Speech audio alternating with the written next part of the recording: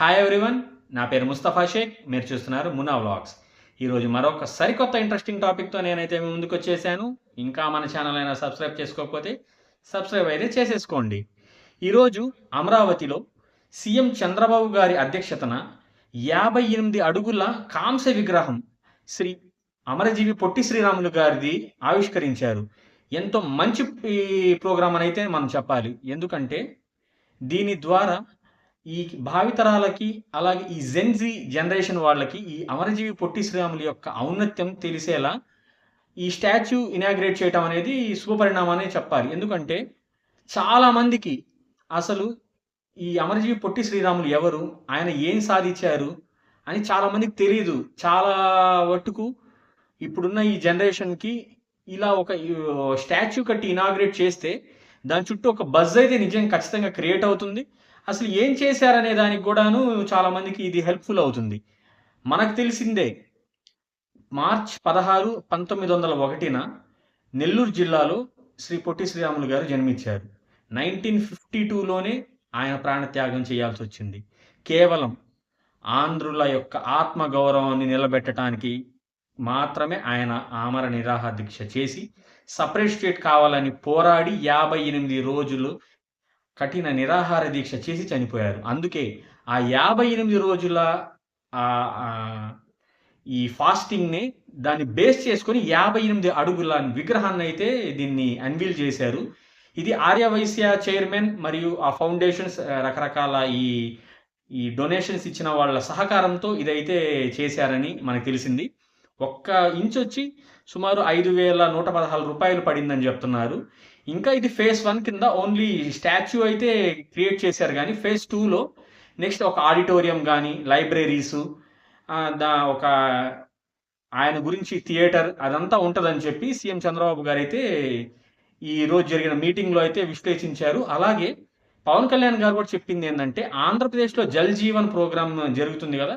దాన్ని మన ఆంధ్రాలో దానికి జలధార, అమరజీవి జలధార అని చెప్పి ఆయన పేరు మీద ఇది రన్ అవ్వాలని చెప్పి చెప్పారు. నెక్స్ట్ ఇండియా పోస్ట్ వాళ్ళు ఒక తపాలా కూడా విడుదల చేశారు. దాన్ని కూడా మన సీఎం, డిప్యూటీ సీఎం చేతుల మీద గాని ఆవిష్కరించారు. చాలా మంచి ప్రోగ్రామ్ అంటే మంచి ప్రోగ్రామ్ అనే చెప్పాలి. ఎందుకంటే ఇలాంటి ఫ్రీడమ్ ఫైటర్సు, ఆంధ్ర కోసం ఒక ప్రాణాలు అర్పించిన ఇలాంటి వాళ్ళ గురించి ఖచ్చితంగా ఈ జనరేషన్‌కి తెలియాలి గాబట్టి, వాళ్ళ విగ్రహాలు ఉండాలి. ఇలాంటి విగ్రహాలు ఉంటేనే ఆ విగ్రహం యొక్క విలువ ఉంటుంది.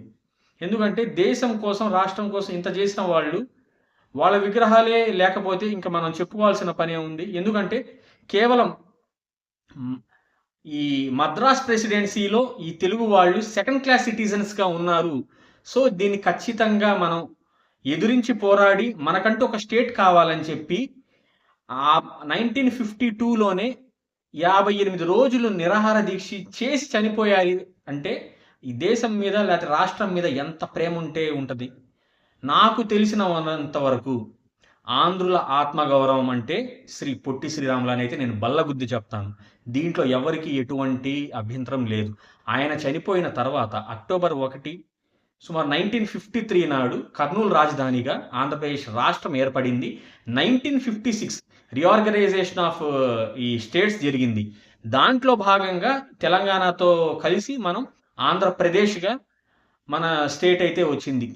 ఈ భాషా ఆధారిత రాష్ట్రాలు రావడానికి ప్రధాన కారణం శ్రీ పొట్టి శ్రీరాములు గారే. 1956లో దాన్ని బేస్ చేసుకుని కేరళ, కర్ణాటక గానీ, ఈ ఆంధ్ర గానీ, తమిళనాడు అలా పక్కన పోతే మీకు ఒడిషా, ఈ బీహార్ అటువైపు కూడా ఇలా ఈ లాంగ్వేజ్ బేస్డ్ మీద అవ్వడానికి ఈయన ప్రాణత్యాగమే కారణం. దీంట్లో ఎటువంటి డౌట్ లేదు. ఇది మన జనరేషన్స్ తెలుసుకోవాలి. అందుకే ఈ ప్రోగ్రామ్‌ని నేను అంత బాగా లైక్ చేశానని మీకు చెప్తుంది కూడాను. మనం గవర్నమెంట్ మంచి చేస్తే మంచి చేసిందని చెప్పాలి, బాలేకపోతే బాలేదని చెప్పాలి. It has to. మన ఛానల్ ఎప్పుడు న్యూట్రల్‌గా, కరెక్ట్‌గా ఉంటుంది. సో, ఇలాంటి ఒక మంచి కార్యక్రమం జరిగినందుకు మన ఛానల్ తరపు నుంచి గవర్నమెంట్స్‌కి మనం కంగ్రాట్స్ చెప్పాలి. అలాగే ఇలాంటి లాస్ట్ గవర్నమెంట్‌లో విజయవాడ నడిబొడ్డున మన అంబేద్కర్ గారి విగ్రహం గూడా అంతే స్థాయిలో పెట్టారు. అది కూడా మనం కమెంట్ చేయాలి. అప్పటికి మన ఛానల్ లేదు.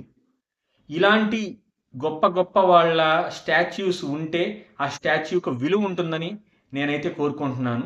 స్టాచ్యూ ఆఫ్ యూనిటీగా సర్దార్ వల్లభాయ్ పటేల్ గారిది అక్కడ ఉంటే మన ఆంధ్రాలో 2 స్టాచ్యూస్ ఇప్పుడు ఉన్నాయని గర్వంగా మనం చెప్పగలుగుతున్నాం. ఇలా మంచి మంచి ప్రోగ్రామ్స్ మన రాష్ట్రంలో జరగాలని, మన రాష్ట్ర ప్రజలకి అంతా మంచి జరగాలని కోరుకుంటూ మరొక సరికొత్త టాపిక్‌తో మళ్ళీ కలుద్దాం. Until then bye by.